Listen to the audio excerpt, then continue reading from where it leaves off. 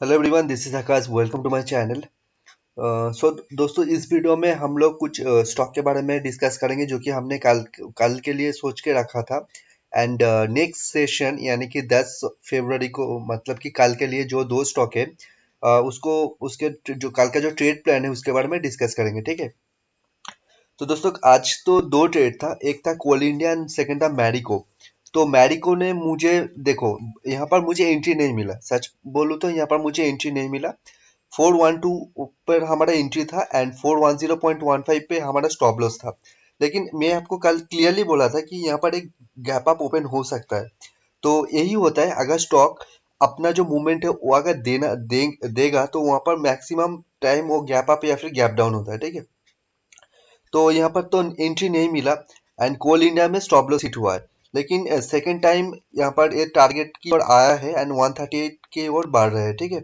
तो कुछ कर नहीं सकते यहाँ पर, क्योंकि यहाँ पर जो फर्स्ट कैंडल है वो स्टॉप लॉस हिट करके फिर से नीचे आ चुका है। तो यहाँ पर कुछ इशू नहीं है, क्योंकि डिसिप्लिन रहना is the most important thing.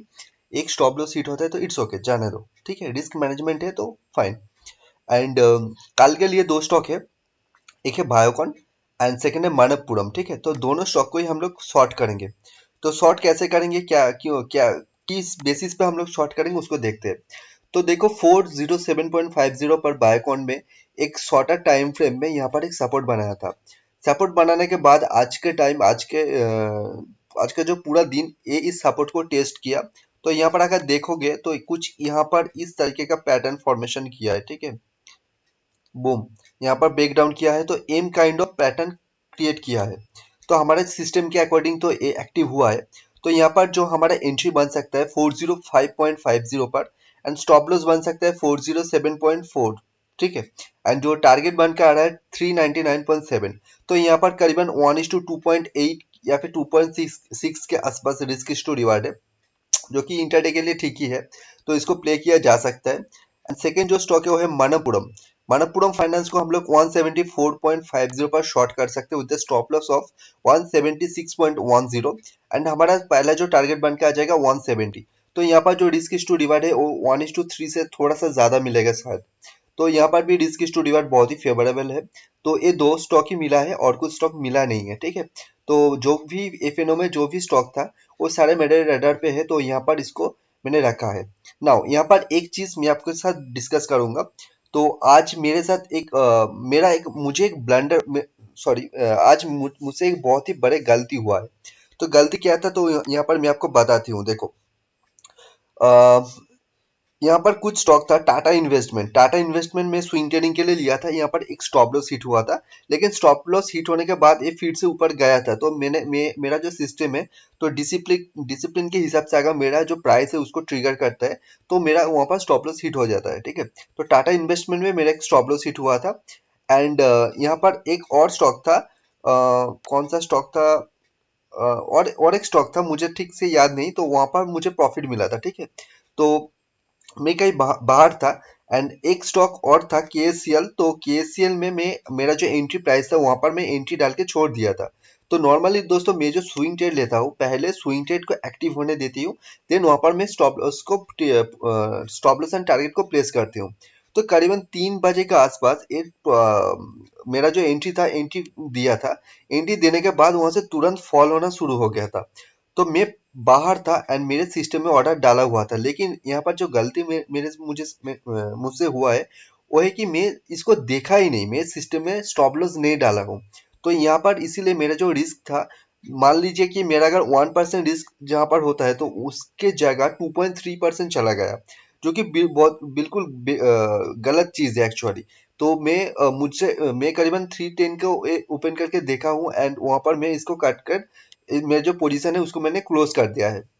And यहाँ पर जो गलती मैंने नोटिस किया है, तो वहां पर गलती यही था कि जो स्ट्रक्चर फॉर्मेशन हुआ था तो वहां पर कुछ प्रॉब्लम था। प्रॉब्लम इसलिए था क्योंकि सिस्टम के अकॉर्डिंग इसको 10 बजे के आसपास या फिर 11 बजे के आसपास इसको ब्रेकआउट कर देना चाहिए था। ठीक है। तो लेकिन वो किया नहीं। तो वहां पर मैं फिर से आपको बोल रहा हूँ, मैं सिस्टम के साथ सामने नहीं बैठा था। तो वहां पर इसीलिए प्रॉब्लम हुआ है। नॉर्मली मैं बैठता भी नहीं हूँ, मैं 15 से 20 मिनट ही मार्केट के देखता रहता हूँ, उससे बाद नहीं देखता हूँ। ठीक है, लेकिन मुझे पता चल जाता है कि कहाँ से क्या एंट्री मिला है, कहाँ पर क्या रखना है, ठीक है। तो यहाँ पर एक गलती हुआ है, तो इसीलिए आज मुझे एक अच्छा खासा लॉस हुआ है। तो इट्स ओके, कोई इशू नहीं है, क्योंकि हम लोग को बहुत सारे ट्रेड मिलेंगे एंड बहुत अच्छे अच्छे प्रॉफिट भी मिलेंगे, ठीक है।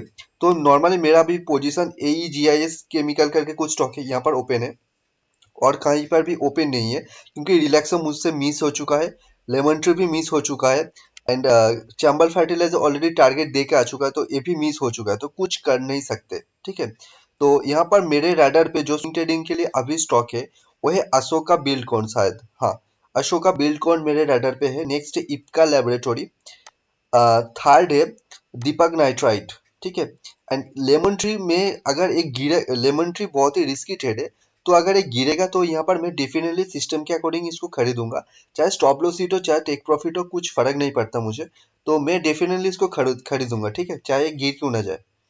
एंड यहाँ पर और एक स्टॉक है, ये है क्रॉम्पटन ग्री करके, ठीक है, तो यहाँ पर ये एक्टिव नहीं हुआ है, तो ये शायद नहीं भी दे सकता है। एंड जो एफएनओ में जो स्टॉक है वहाँ पर पीएनबी मुझे बहुत ही अच्छा दिख रहा है, पीएनबी बहुत ही अच्छा खासा अपसाइड में रैली दिखा सकता है। सो लेट्स सी क्या होता है, ठीक है। तो ये सारे स्टॉक मेरे रडार पे है, तो यहाँ पर मैं कुछ भी आपको सजेस्ट या फिर कोई भी आपको एनालिसिस नहीं दिखाऊंगा, क्योंकि मैंने ऑलरेडी आपको एक सिस्टम जॉब टास्क दिया था, जहां पर आपको मैंने एक पैटर्न ड्रॉ करके कैसे उसको करना है मैंने आपको बोला था, ठीक है। तो वहां पर अगर आप उसको किए हुए हो, तो यहाँ पर आप इसको फिर से यहाँ पर जो भी स्टॉक है इसको स्क्रीनशॉट लेके इसको प्रैक्टिस कर सकते हो, यहाँ पर कुछ ढूंढ सकते हो, ठीक है। लेकिन वो आपको खुद से करना होगा, मैं अगर आपको बता दूंगा तो वहां पर आप कुछ सीखोगे नहीं, ठीक है। तो आप खुद से उसको ढूंढने की कोशिश करो। तो फिलहाल जो इंटरडे के लिए जो स्टॉक है तो मैंने आपको शेयर कर दिया है। अगेन मैं यहाँ पर एक डिस्क्लेमर दे देती हूँ, यहाँ पर कोई भी चीज अगर मैं बताती हूँ ये सिर्फ और सिर्फ एजुकेशनल पर्पज के लिए है, कोई भी बाइंग और सेलिंग का रिकमेंडेशन नहीं है। कोई भी डिसीजन लेने से पहले आपका जो फाइनेंशियल एडवाइजर है आप उसके साथ मिलकर सलाह ले सकते हो, ठीक है। तो एक डिस्क्लेमर था, तो आप खुद से डिसीजन लीजिए, किसी के टिप के ऊपर भरोसा करके ट्रेड मत कीजिए, ठीक है। क्योंकि अगर आप भरोसा करके ट्रेड करोगे तो प्रॉफिट होता है तो ठीक है, लेकिन लॉस होता है तो आपको खुद से बुरा लगेगा एंड आप उस बंदे को भी बुरा बोलोगे, ठीक है।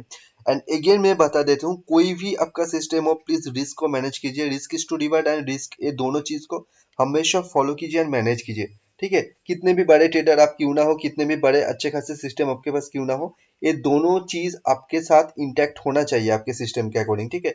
And stop loss is the most important thing. तो स्टॉप लॉस है मतलब कि आप रिस्क मैनेजमेंट कर रहे हो यहाँ पर, या फिर होना चाहिए। तो आज मुझसे एक छोटा सा गलती हुआ है, ठीक है, लेकिन उसके बावजूद मुझे अच्छा खासा लॉस हुआ है। तो यही है, हमारा जो गलती है उससे सीखना चाहिए, दूसरों की गलती से सीखना चाहिए। तो मैंने आपको क्लियरली बोला है, तो इसके ऊपर क्या करना है क्या नहीं करना है ये आपके ऊपर, ठीक, आपके ऊपर है, ठीक है। तो चलिए मिलते हैं अगले वीडियो में। एंड अगर आपके पास कोई भी स्टॉक है एंड आप उसके बारे में कुछ जानना चाहते हो तो आप कमेंट में पूछ सकते हो, मैं डेफिनेटली कोशिश करूंगा उसके बारे में आंसर देने के लिए, ठीक है। तो देखते हैं क्या होता है। एंड आने वाले फ्यूचर में जो भी यहाँ पर स्टॉक स्विंग ट्रेडिंग के लिए मेरा जो अभी जो मेरा टारगेट है वो है, मेरा जो स्विंग ट्रेडिंग है वहां पर मैं स्टॉप लॉस को और भी छोटा करने की कोशिश कर रहा हूँ एंड रिस्क टू रिवार्ड को बढ़ाने की कोशिश कर रहा हूँ, ठीक है।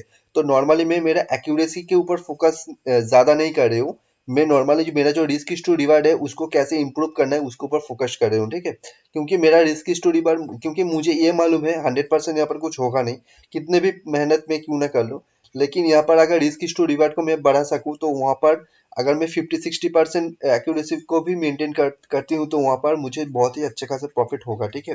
एंड महीने में मैं नॉर्मली फोकस करती हूँ, फोकस मेरा यही रहता है कि 30 से 35 पॉइंट्स अगर मिल जाते हैं तो इट्स ओके, ठीक है।